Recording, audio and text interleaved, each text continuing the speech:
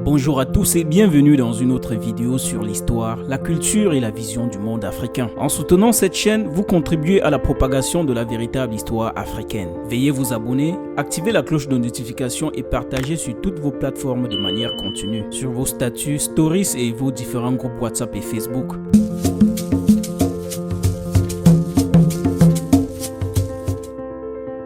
Alors, Soundiata Keita, également connu sous le nom du roi lion, est une figure importante de l'Empire du Mali. Selon la tradition orale, il est né le 20 août 1190. Après avoir remporté une victoire éclatante contre Soumaoro Kanté, il monte sur le trône et devient roi. Soundiata Keita avait une vision ambitieuse et souhaitait réunir les royaumes voisins pour former l'Empire du Mali, qui deviendra le deuxième État fédéral de l'Afrique occidentale pendant le Moyen Âge. En tant que roi, Soundiata Keita cherchait un endroit stratégique et difficile d'accès pour établir une capitale politique et économique, et il a choisi son lieu de naissance. Lors de son intronisation, la confrérie de la charte de Mandé proclama la charte de Mandé, charte qui abolit l'esclavage et est considérée comme l'une des premières déclarations des droits de l'homme. Après avoir consulté ses différents alliés et obtenu leur soutien, Soundiata Keita se lança dans la conquête de la savane et du Sahel vers 1240. Il s'empara de Kumbi Salé, l'ancienne capitale du Ghana. En intégrant le reste du territoire du Ghana à son empire en expansion, il prit le titre de Mansa, c'est-à-dire roi des rois ou empereur du Mali. Soundiata Keita poursuivit ses conquêtes en envoyant ses généraux conquérir les régions aurifères de l'ancien empire du Ghana. Ces conquêtes furent facilitées par l'alliance avec les rois Diafounou, anciens alliés de Soumaoro Kanté. Sous le règne de Mansa Oulé et ses généraux, l'empire du Mali annexa Gao, situé dans l'est actuel du Mali, ainsi que le royaume Takour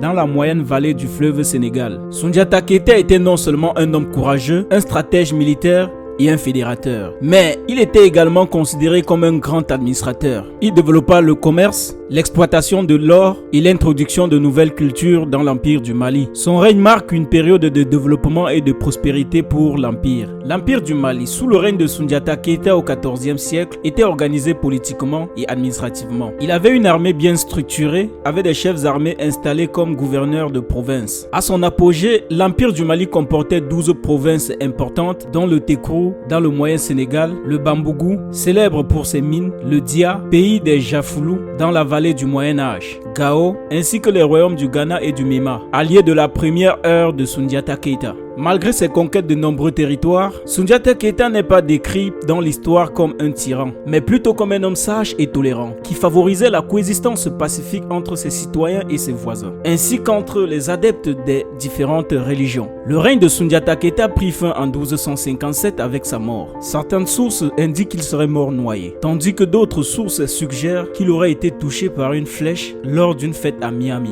Quoi qu'il en soit, après 20 années de travail acharné pour mettre en place un état politique, économique et social viable, Soundiata Keita laissa un héritage important. La succession de Soundiata Keita et l'expansion de l'Empire du Mali. Après la mort de Soundiata Keita, plusieurs de ses fils ont régné sur l'Empire du Mali. Mansa Wali Keita a régné de 1255 à 1270, Ouati de 1270 à 1274, puis Khalifa vers 1274 à 1275. Puis Aboubakari I, Sakura qui était un esclave affranchi, a pris le trône et a régné pendant 15 ans, de 1285 à 1300. Après la mort d'Aboubakari I, les descendants de Soundiata Keita ont retrouvé le pouvoir avec Gao Keita, qui a régné sur l'empire de 1300 à 1305, suivi de son fils Mohamed Gao Keita, également de 1300 à 1305. Enfin, Aboubakari II Keita, un neveu de Mohamed Gao, est devenu empereur. Aboubakari II. Aboubakari II Keita est célèbre pour les 2 expéditions qu'il a lancées vers l'ouest afin de découvrir les limites de l'océan Atlantique. Il aurait équipé un navire pour explorer l'autre rive de l'océan, mais l'équipage n'est jamais revenu. Ensuite, il aurait apprêté 2000 autres navires dont il a pris le commandement, mais il ne revint jamais lui-même de son expédition. Il est considéré comme mort et son fils Kankou Moussa, également connu sous le nom de Mansa Moussa, lui succéda. L'histoire d'Aboubakari II a été également rendue célèbre par l'écrivain Ivan Sertima, qui dévoile dans son ouvrage intitulé They Came Before Columbus que la flotte d'Aboubakari II était présente en Amérique 180 ans avant Christophe Colomb. Mansa Moussa Mansa Moussa est célèbre dans le monde arabe, en Europe et en Afrique de l'Ouest. Lorsqu'il se rendait sur les lieux saints de l'islam, il emportait avec lui des présents et une grande quantité d'or, qui étaient conservés depuis des générations. Pendant son passage au Caire, l'empereur distribua des sommes d'argent importantes et dépensa sans compter, au point que la valeur de l'or chuta dans la région pendant plusieurs années. Ce voyage de Mansa Moussa a eu de multiples conséquences sur l'histoire du Soudan occidental, car à partir de cette période, le Mali commença à susciter l'intérêt de l'Égypte, du Maghreb et des villes marchandes d'Italie. L'Empire du Mali, fier de sa puissance, contribua lui-même à donner une image d'Eldorado à son empire. Après la mort de Mansa Moussa en 1332, l'écho de son voyage et de sa richesse extraordinaire persista. Les auteurs continuaient d'évoquer sa fortune phénoménale, ce qui suscita une obsession chez les Européens pour localiser ce magnifique royaume. En 1339, une esquisse de l'emplacement supposé de l'Empire africain apparut pour la première fois sur un documentaire réalisé par les cartographes européens. Une fois la cible repérée, il ne fallut que quelques décennies aux puissances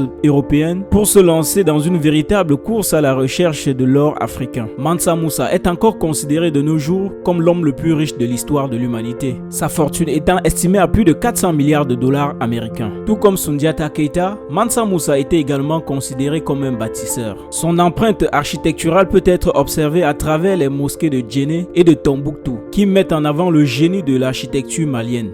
Après Mansa Moussa, plusieurs empereurs se sont succédés. Les forces de l'Empire du Mali. Sur le plan économique, l'Empire du Mali était renommé pour son immense richesse en or. Son économie reposait également sur une agriculture prospère et diversifiée, ainsi que de l'artisanat, la pêche et l'élevage. Les activités artisanales incluaient le travail du fer et du cuir qui attiraient les pays du Maghreb, du monde musulman et de la Méditerranée, en quête de ces matières premières en abondance dans l'Empire. Avant la découverte de l'or en Amérique latine par les conquistadors espagnols, l'Empire du Mali était considéré comme le premier producteur d'or au monde. Sur le plan politique, Mansa Moussa était le chef du gouvernement, entouré de hauts fonctionnaires et de dignitaires. Les décisions n'étaient pas prises de manière unilatérale, mais plutôt après consultation des hauts fonctionnaires, l'empire étant divisé en provinces dirigées par les Forbas. En ce qui concerne le plan militaire, la force de l'armée malienne reposait sur le tempérament guerrier et le sens de la discipline des soldats. Sur le plan intellectuel, l'Empire du Mali était le centre du savoir majeur de l'Afrique médiévale. Les villes de Djenné, Gao et Tombouctou étaient réputées pour leur érudition. Tombouctou en particulier attirait beaucoup de savants arabes, andalous qui enseignaient la médecine, les sciences, le droit, la littérature et la théologie. À cette époque, Tombouctou possédait plus de livres que toute autre ville en Europe et ses savants avaient déjà une connaissance avancée des rotations planétaires et des éclipses. En conclusion, l'Empire du Mali était la nation médiévale la plus opulente du continent, surpassant même l'Empire gréco-romain, sa richesse minière en or, en faisant la principale réserve aurifère du monde. Malheureusement, l'Empire connaîtra par la suite une grande période de déclin avant de disparaître définitivement. N'hésitez pas à me poser des questions si vous le souhaitez. Si vous avez aimé ces vidéos et souhaitez aider à leur production, continuez à les partager massivement sur toutes vos plateformes de manière continue. Vous pouvez également nous rejoindre sur TikTok et Facebook. Les liens se trouvent dans la description. Merci et à très bientôt sur Puissance Africaine.